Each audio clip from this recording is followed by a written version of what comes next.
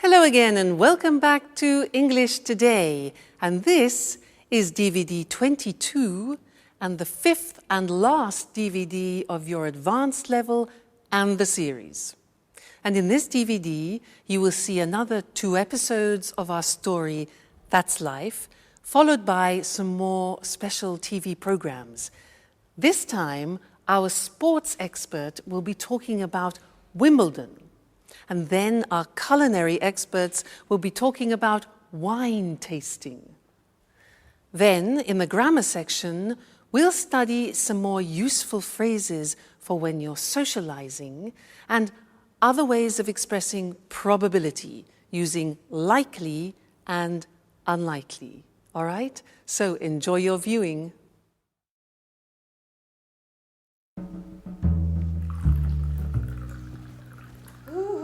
Anne!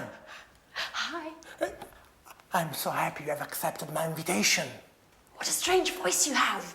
I almost wouldn't have recognized you. It's the thrill. You can't imagine how I've longed for this moment. Oh, really? You don't say. To be truthful, I'm rather emotional myself. Oh, I'm glad you feel that way. Slow down, boy. I really don't want to wake the others. Oh, the others. Never mind. Who cares if they find out? Well, actually, I'd rather they didn't. You know how I am. I'm shy and reserved. Oh, what a pity. I know. And that's why I'm crazy about you. Reserved with the others. But you are a tiger when it comes to what you want. Come again? Oh, you know exactly what I'm speaking about. Well, let's light a candle. I want to see your face.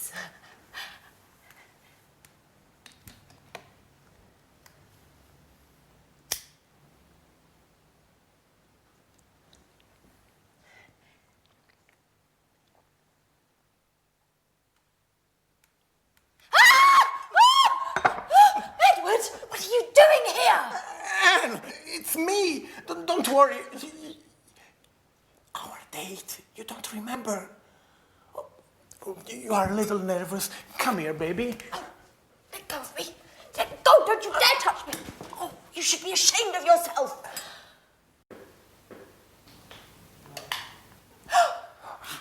Hey, what's going on in here? Edward? No. Anne? Oh, now I understand everything. Thanks a lot, Anne. What a great friend you are. No. What an idiot I was to confide in you. No, really, Alice, it's not like you think. And what am I supposed to think then? It seems pretty clear to me. No, really. Let me explain. I thought it would be Jack. What does Jack have to do with it? Why did you leave me this note in my napkin the other day? Edward, it was me who wrote you that note. I can't believe you don't get it. But the poetry and the roses, that was you. Sorry about that. I thought... I'm so sorry. What an amateur you are, Edward.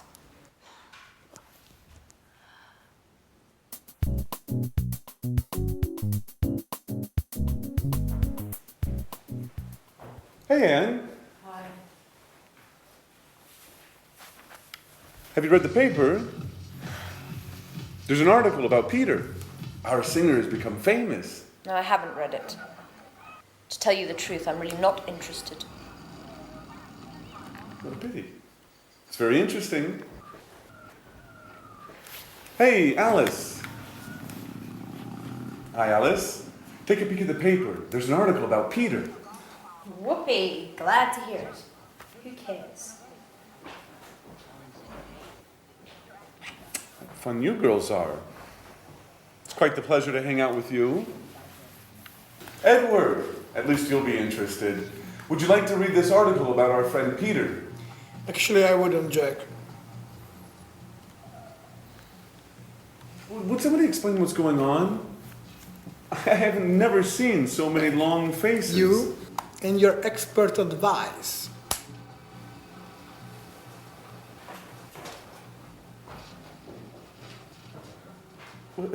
What's eating him? Has he gone stark raving mad? No, Jack, I've gone stark raving mad.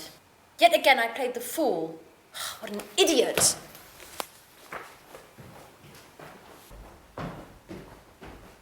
Okay, Alice, at least you'll explain what's going on. I'm in the dark here. It's a long story, Jack. A horrible mess. It all began with a misunderstanding. Well, I'm all ears. Go on, Alice, do tell.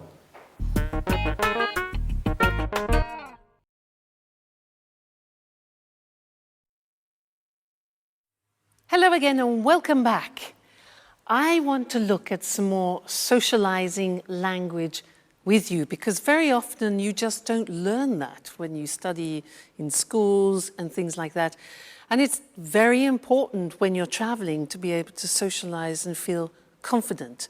What I'm going to do is some of the things are new, some of the things you already know. Now, I'm going to say something to you and I want you to think about how we use these particular phrases. All right, so let's start. Now, if I say to you, never mind, don't worry, never mind, don't worry, when do we use that?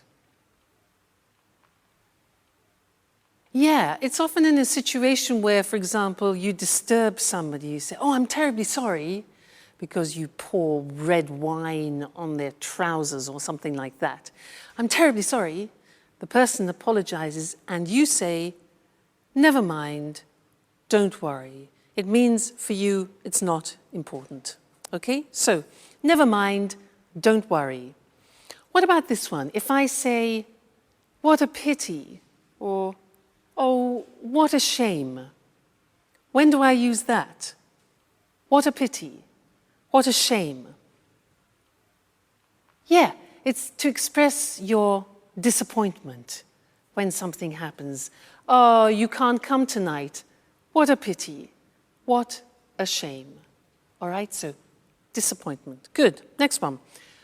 This is difficult. This is new for you. If I say just as well,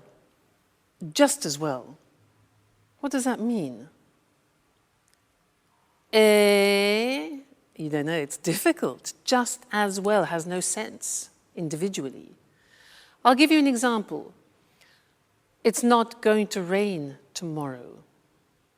Just as well. And in that situation, just as well means I'm happy about that. That's good. All right, so just as well is like saying that's good. All right, just as well. Great. Next one, sorry about that. Notice we say sorry about that. Okay, that's when you want to apologize about something. Sorry about that. Very common, sorry about that. Next one, this one. Well, fancy that. Well, fancy that. Now this we use when we want to express surprise. Fancy that. He won the competition. Really? Fancy that. Okay, good. Next one. You must be joking. You must be joking. Joking, now that is when you don't believe something. You want to express your disbelief. So, for example, England won the World Cup. Oh, come on, you must be joking. All right. Now, this one you do know, so this is revision. When do we say, well, actually, I'd rather you didn't? Well, actually, I'd rather you didn't. You know those golden words, well, actually? Yeah. Somebody asks you something like, do you mind if I smoke? And you want to say no politely, not aggressively. So, well, actually, preparation, psychological preparation for no. Well, actually, I would rather you didn't. Well, actually, I'd rather you didn't. Very important. These are nice. Mind how you go. Take care. Very nice phrases, those. Mind how you go. Take care. We say those mind how you go means be careful when you're traveling. When somebody is leaving you and saying goodbye, we wish them that. Take care, mind how you go. It means look after yourself, all right? And the last one is cheers. Now, cheers is something we usually use when we're drinking. Two people, cheers. But now we also use it in a familiar way to say goodbye. Cheers. So that's what I'll say to you now. We've finished our socializing lesson. So cheers. See you in the next lesson.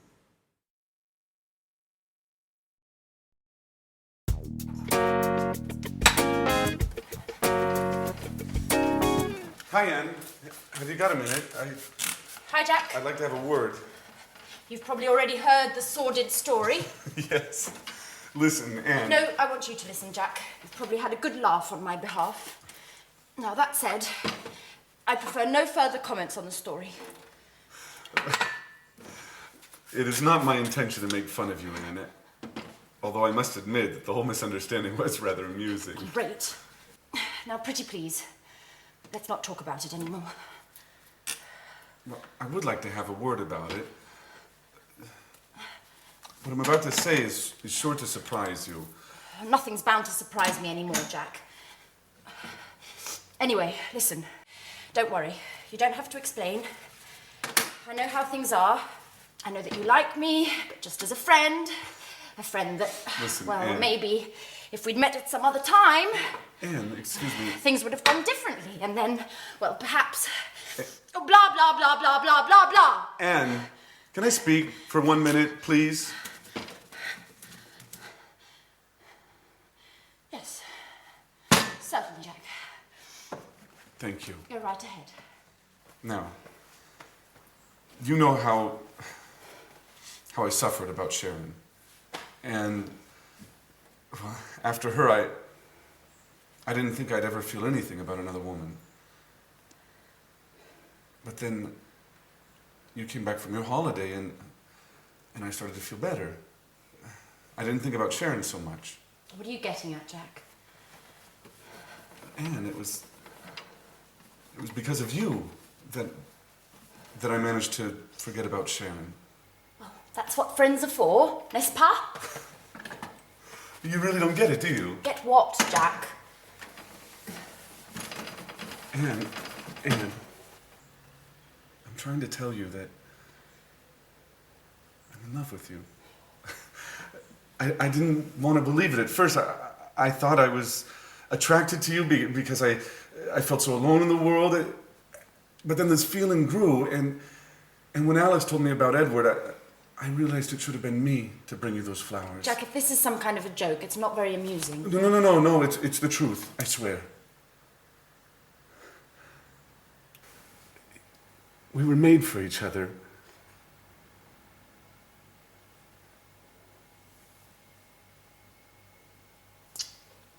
I should have realized it sooner. I'm sorry. Well, Jack!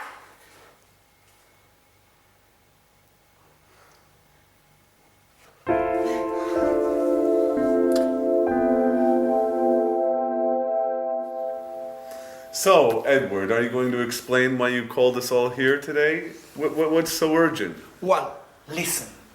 Something marvelous has happened, to say the least. I must say I'm a little unsure about what you term marvelous. Oh, let's put aside our differences, Alice. We should all be happy today. Oh, just a moment. Yep. Oh, great. Great. Don't worry. They are certain to accept. I've already spoken with the group. Yeah. They are bound to be here any moment. Yeah. We'll be sure to get the details later. Bye-bye. Edward, do you plan on telling us what's going on? Well, you all remember that I was in touch with the producer to propose what I've filmed with you in this house. Yes, and? He ate it up. He loved you all. The house, your daily gossip, your relationships. Oh, great. They have already arrived. Excuse me for a moment. I'll get it. Who's arrived? Who? Come in. This way. Edward, what's going on? Who are are these people? All done now. Mr. Martin, the producer, has accepted my proposal. We are going to make some TV shows here. And you all are going to be the stars. You are bound to become famous. And I've already come up with the title. At Home with Anne. What do you think? Oh my God.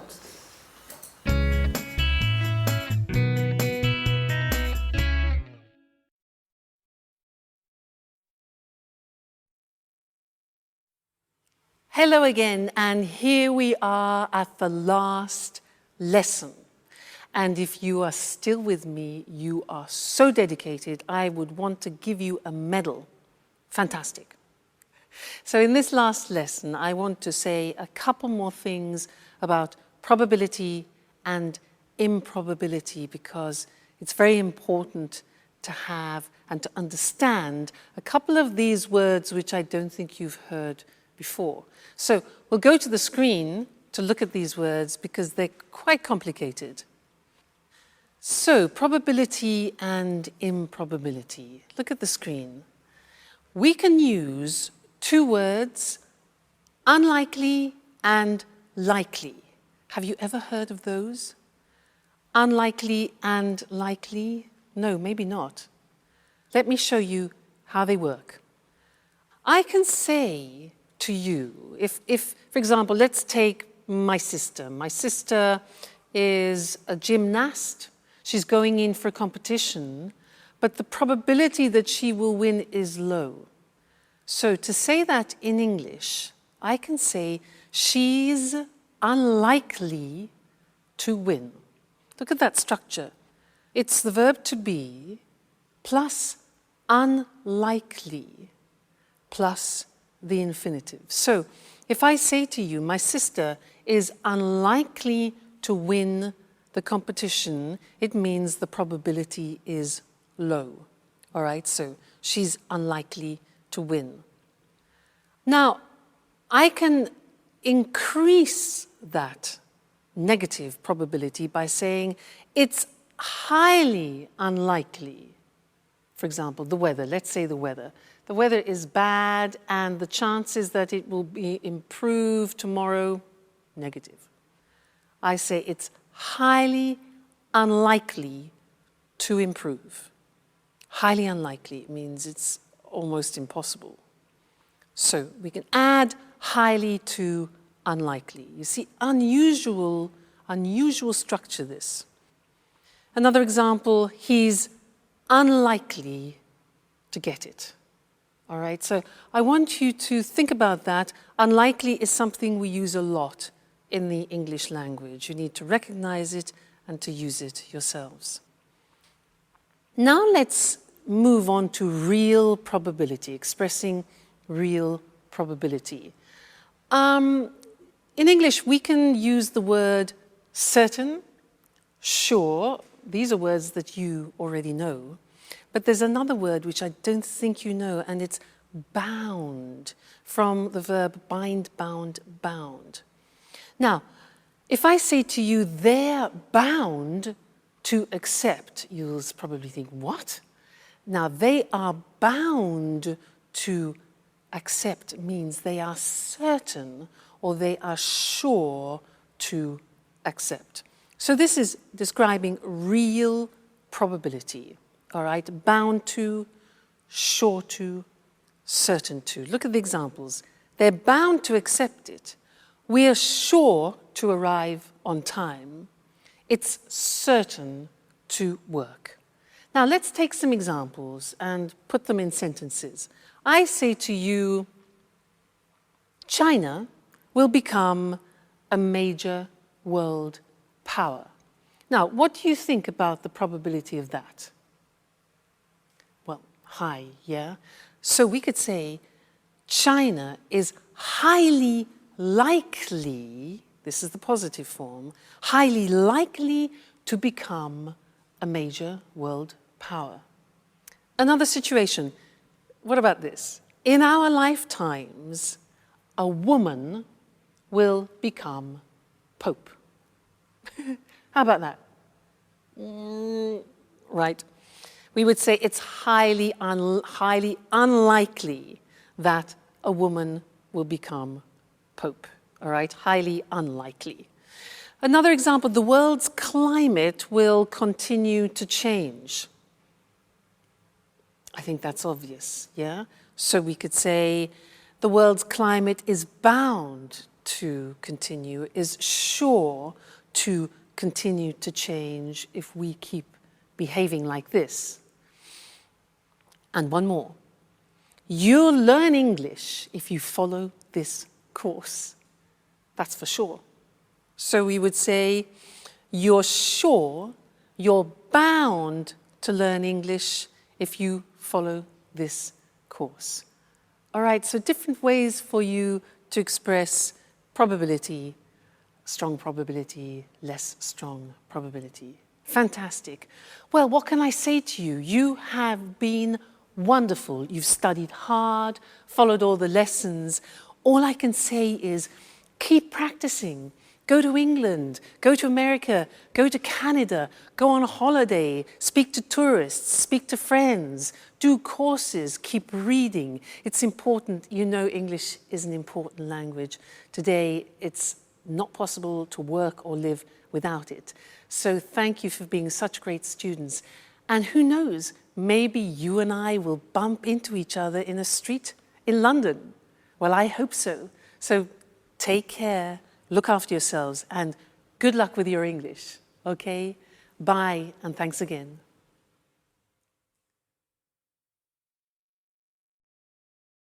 The tennis tournament that for many years insisted players wear only white. The tournament where the game's played on grass and where tradition is a key ingredient. Of course, I'm talking about Wimbledon. Good evening, I'm Eric Brown, and here in the studio with me to tell us more about this famous championship is John Forbes, our sports expert. Welcome, John. Good evening, Eric, and hello, everyone. So, John, can you tell us just why Wimbledon is by far the world's most prestigious tennis tournament?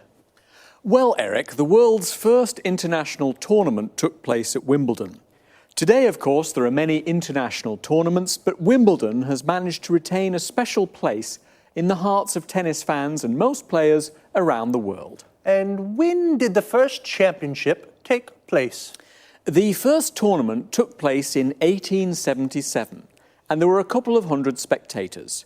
Today, nearly 500,000 people go to watch the tennis, and in addition, millions worldwide follow the games on television, radio, and via the internet. For many years, players used to wear white on court. No other colours were allowed. This has changed today, though. And the grass courts? Well, yes, it may be hard to believe, but the games are still played on natural grass. Obviously, a great deal of care and attention goes into getting the grass to the state of perfection. For example?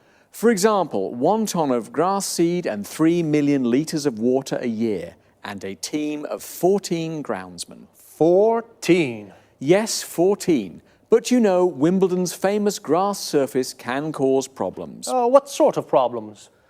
Today, very few top-level championships are played on grass. The world's top players just aren't used to playing on grass anymore. And some top players really dislike grass. Were grass courts more common in the past? Yes, they were. 3 of the 4 Grand Slam tournaments used to be played on grass. I guess the one exception was the Roland Garros tournament in Paris. That's always been played on clay, right? That's right, Eric, but the Australian and the US Opens, which were originally played on grass, have now switched to surfaces requiring less maintenance, leaving only Wimbledon with the surface on which tennis originated. And what difference does the surface make? Actually, it makes a big difference, Eric. On grass courts, for example, serves can be very, very fast, over 210 kilometres per hour, and the ball tends to bounce lower than on other surfaces, giving attacking players an advantage. And the alternatives? One alternative is the clay surface of the courts of Roland Garros in Paris. Here, compared with Wimbledon, the game tends to be slower and the ball bounces higher, giving the defensive players the advantage. Fascinating. Okay, thank you, John. One last question. Where exactly is Wimbledon? Wimbledon is a pleasant, leafy suburb in southwest London. Obviously, it's famous all around the world for the tennis championships that take place there every summer. Okay, thank you again. Thank you. Goodbye. And goodbye to you, and see you again next week for another edition of Sports Special. Today's topic was one of the most important tennis tournaments in the world. A tournament is a sports competition. Did you know the first Wimbledon Tennis Championship took place in 1877? To take place means to happen in a certain location. A championship is like a tournament. There are a series of games and there is a winner, a champion. Today, Wimbledon has nearly 500,000 spectators. Spectators are people who watch something from a short distance. And millions of viewers follow the championship on TV. Viewers are people who watch something on TV. We can also say to follow something on TV. A person who plays tennis is called a tennis player. Tennis is played on a tennis court. The Wimbledon Championships are played on grass courts. Tennis courts with a grass surface. They require a lot of maintenance. Maintenance means care and looking after. The other three famous Grand Slam tournaments are all played on clay courts. A clay court has a fine red earth surface. The first shot in tennis is called a serve. A series of shots between players is called a rally. When the ball hits the ground, we say it bounces. The ball tends to bounce higher on clay courts and it bounces lower on grass courts. To tend to do something, this means it has a habit of doing something. On grass courts, the game tends to be faster. Wimbledon is a leafy suburb in South London. A suburb is an area of houses away from the city centre. And leafy means there are a lot of trees. That's about it for today. I'll see you on Sports Special next week. Bye-bye. Welcome to all our viewers. Lisa, this is our last show together. I hope you've enjoyed these informal chats as much as I have. Of course, it's been fun for me as well. Now then, what are you going to talk about today? I've received quite a few emails from people who want to learn about wine tasting. You know it's become very trendy these days. Great. I wouldn't mind understanding a little more about wine myself. Let's begin with the right approach to wine. First of all, before drinking it, one should appreciate the taste of wine. There are 3 steps to correct wine tasting: look, smell, and taste. Well, what should one look for? Colour is the first thing. Whites range from green to yellow to brown, and red ones can be pale red to deep brown. Is the colour of wine related to age? The general rule is whites tend to darken with age. It's usually the opposite for red ones. Now tell me, Lisa, why do people tend to swirl their wine before tasting it? For 2 reasons: to observe the body of the wine and smell its aroma. Now, how do aromas of wines differ? Well, there are many different kinds of bouquet. For example, perfumed, spicy, smoky, and toasty. Well, now it's time to taste. Oh, before tasting, how should wines be poured? Let me show you. Still wines, like this one, should be poured towards the centre of the glass.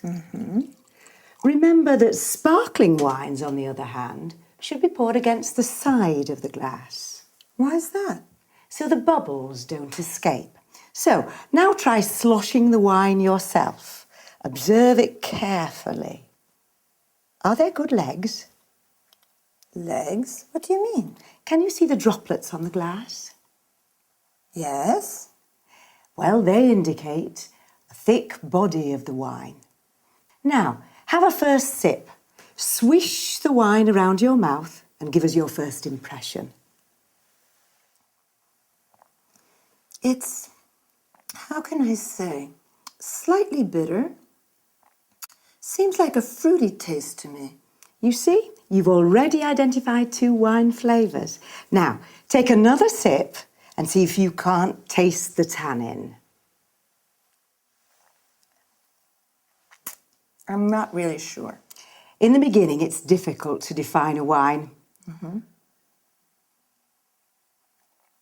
This is, without a doubt, a round, full-bodied wine. Now, I notice you chose this glass for red wine. What are those glasses for? This glass for red wine is called a Rhine glass. This tulip-shaped glass is for white wines, and that flute is for sparkling wines. And those items over there are the basic wine utensils, aren't they? Yes, this is a corkscrew, and this is a foil cutter. Other useful objects are a drip catcher and a decanter. Well, I'm sure there's a myriad of things that we could say about wine, but unfortunately our time is up. Lisa, thank you for being such a great hostess. My pleasure.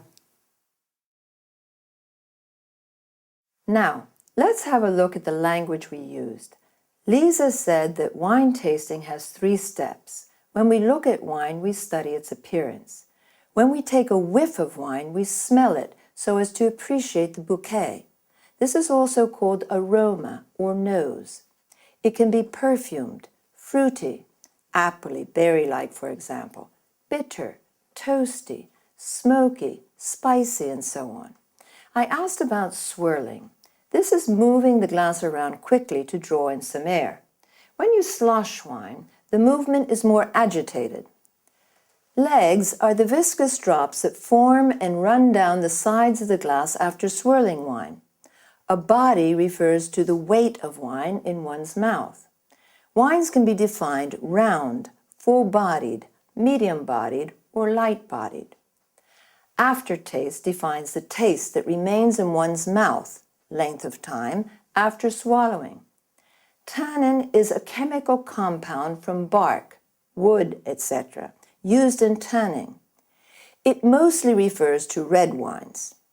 Then Lisa describes a different method in pouring still wines, wines without bubbles, or sparkling wines, wines with bubbles. Now, a quick look at wine utensils.